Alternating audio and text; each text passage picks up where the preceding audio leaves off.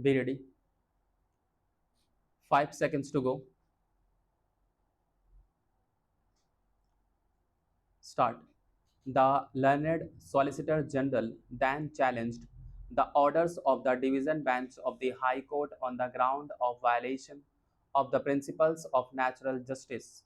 It was contended that while the High Court had concluded the hearing and reserved judgment on 20th July 2011 by order dated 12th October 2011, it directed the Speaker to place on record the status of the proceedings relating to the disqualification petitions, although the same were duly filed without giving the parties further opportunity of hearing with regard to the said records.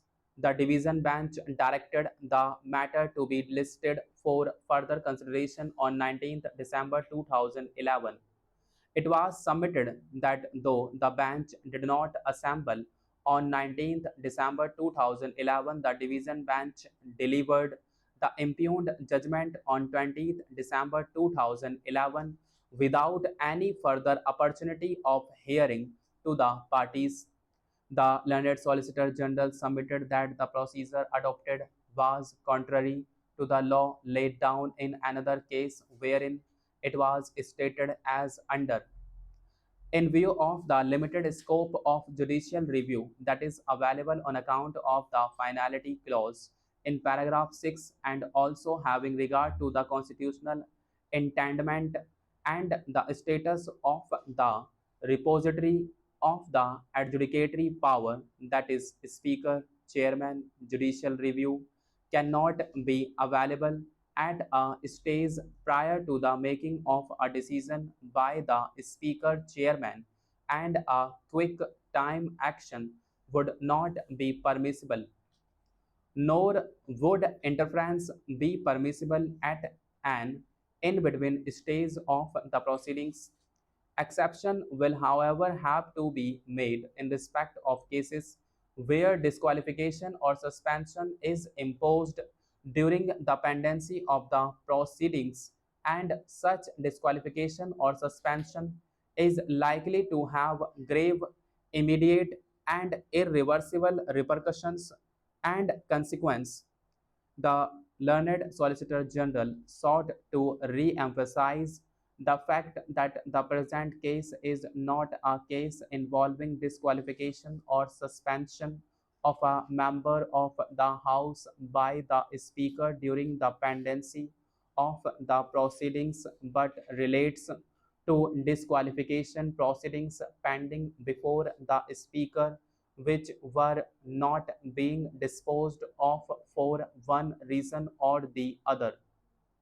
It was submitted that the fact that the Speaker had not finalized the disqualification petitions for almost a period of 2 years could not and did not vest the High Court with power to usurp the jurisdiction of the Speaker and to pass interim orders.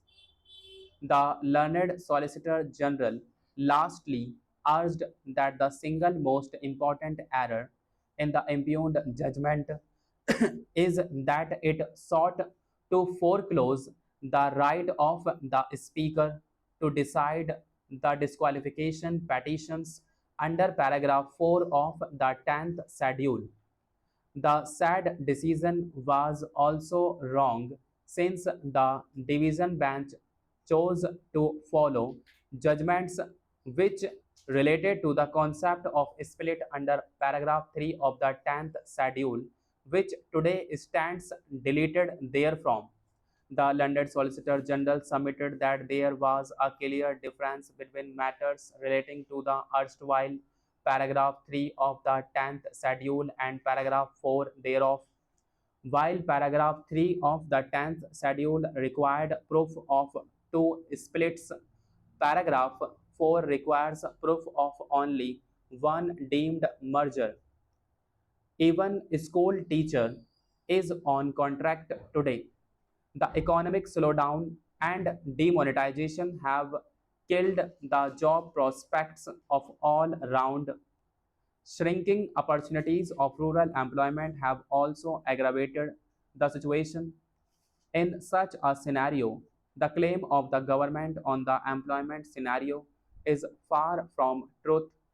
Our president stated his address mentioning about a special dimension of our Vasudev Kutumbakam, but sir, the Indian government pushed back the Rohingyas when they sought refuge in our country. You say Vasudev Kutumbakam, and when somebody comes here, you push them back.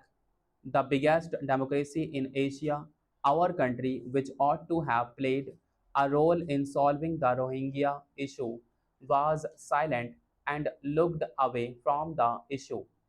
Why? When Pop goes to Dhaka, America sent its Secretary of State, UK and Canadian ministers go there, Asian countries go. But India refused to go. India refused to intervene. Why? China is here to use that situation. They emerged as the peacekeepers. The real thing is that government of India's stance was negative. Why are they negative? They are so owing to their communal and ideological compulsions. So you have your own ideological compulsions, you have communal compulsions. When everybody is involved in that, they don't want to involve in that. Sir, it is worthy to note that China played a mediatory role. The foreign minister of China went there and he was able to negotiate with the parties, and the Chinese foreign minister called it three-phase solution. In short, all of India's actions since the outbreak of this round of violence in Myanmar have negated its position as a regional, subcontinental, and Asian leader. Sir, there is a mention about the benefits of development of the poorest of the poor.